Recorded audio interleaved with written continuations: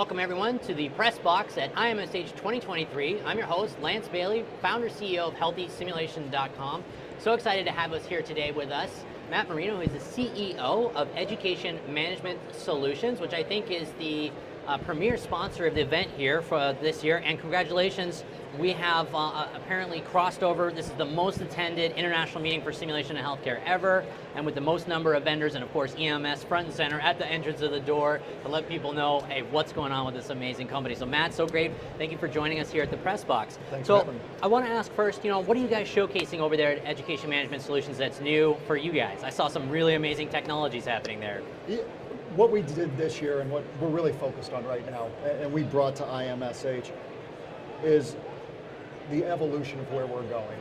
It is an open architecture platform where we are taking the best of what's out there, whether it's device, whether it's trainers, whether it's AR, VR, whether it's haptics, and integrating it into our system. Wow. Allowing us to give our partners the opportunity to configure whatever works best for them to meet their needs. So we wanted to give them the flexibility, and as opposed to us saying and picking the winner, you tell us. Right. And we will bring it into our system and make it work for you and be that neuro-center middle for everything. Okay, so being able to capture those things regardless of the technology in order to not only provide the data, but also to be able to kind of compile it together and bring it all together for these learning simulation programs. And I think what's really great about that is the agnostic approach, right? Because there are so many new innovative technologies in the space, and just along the lines of virtual reality headsets, there's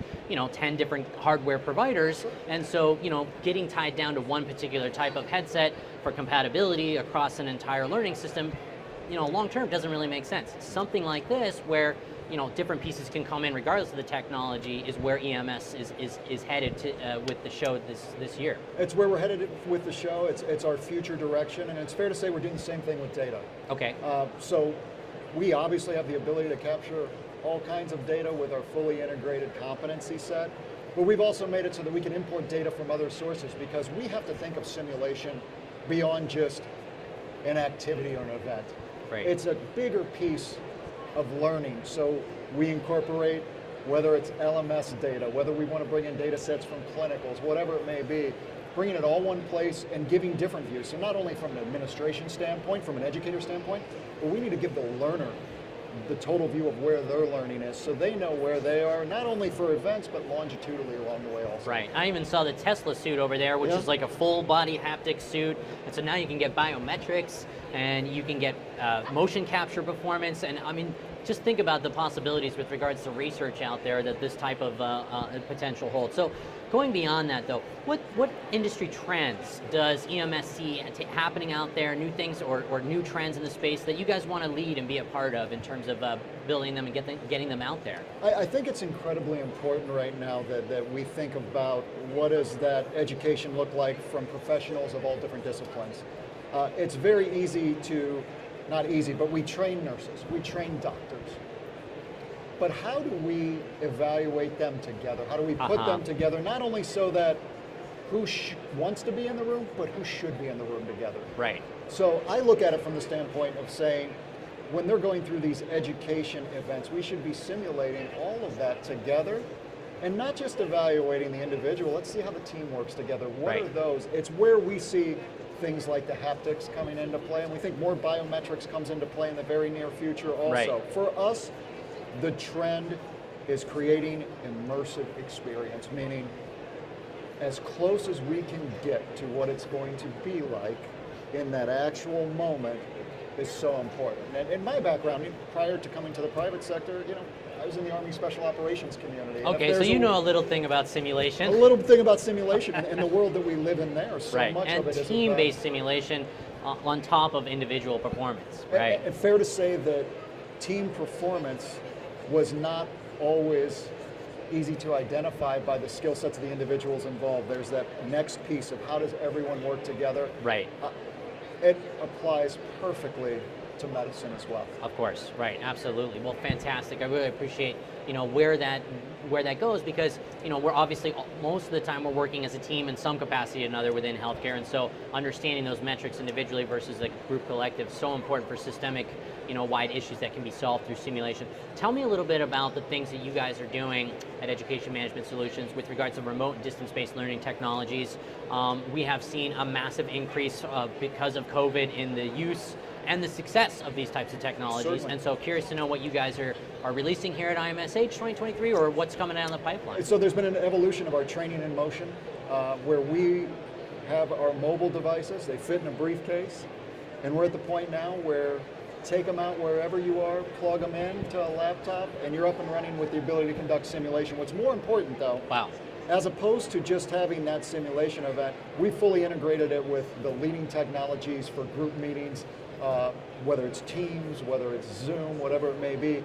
So you can actually have people from all over the world in the same simulation, and you can have one person, maybe one person running the simulation Right. for people all over the place. And I think when you think about some of the bigger problems that exist out there, Right. and one of the big ones that gets talked about, but I don't know if it gets talked about enough, is you think about the difference between the urban and rural divide when it comes to healthcare, education, things like that. It's still 40% of the population live in these rural environments. So how Right. and they're not going to have the 30,000 square foot simulation centers to No. work with and whatnot. So how do we give them those types of tools that can be used anywhere Right. so that they can really the same level of education, training, simulation that Right. others do? Yeah, so that really matters, right? And so, things like the infrastructure bill is designed to kind of bring in more internet power to these rural areas. That will enable us to kind of further utilize these types of tools to empower those groups that don't have access to the high fidelity simulation centers that, most major municipalities do. Finally, just really curious about what you think or see needs to happen industry-wide for us to be able to move this field forward with regards to kind of mass adoption. Well, I would say that the answer probably is on this floor right now. Yeah, that's right. But it's not located with just any one booth or any one exhibitor, including ourselves. Sure. I believe wholeheartedly that solving what we need to solve is going to require multiple organizations to come together Right. and do what they do best. Right. And in order to do that, I think it takes us reframing and understanding simulation has had so many impacts in other areas where it's become foundational, whether it's in the government sector, whether it's in aviation. There are places where it's foundational. Think about how many people, unnecessary deaths occur annually Right. because of errors and things like that. Shouldn't Right. we have that same level of urgency around reducing that with the tools and the technology that exists? Right. So for me, where the industry needs to move, I think we need to move together, because I don't think it's a mystery what are the big things we need to solve. Right. It's how do we come together to make sure we can do Yeah, this. and I think we're stronger together, and so representation from organizations and industry providers and professionals is going to help to kind of share the direction that these types of things need to go with regards to laypersons and the general population, and also to government, right, in terms of understanding, because there is a call from House leadership to launch a National Patient Safety Board agency. And so that would mimic like the National Transportation Board. And so, that certainly represents a federal level of interest of kind of some type of oversight or review about what's happening in healthcare. And I think that's going to really impact the game and the industry in a big way. And it's going to be time for us to match that ourselves so we can have those types of conversations.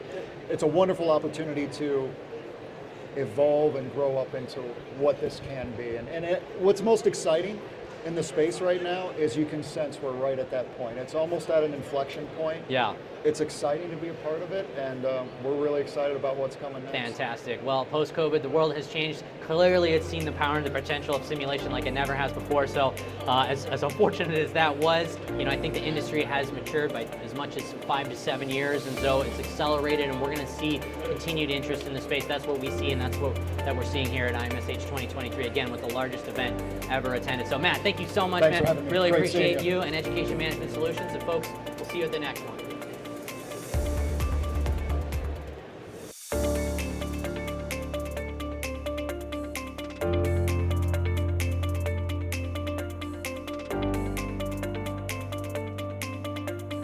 Thank you.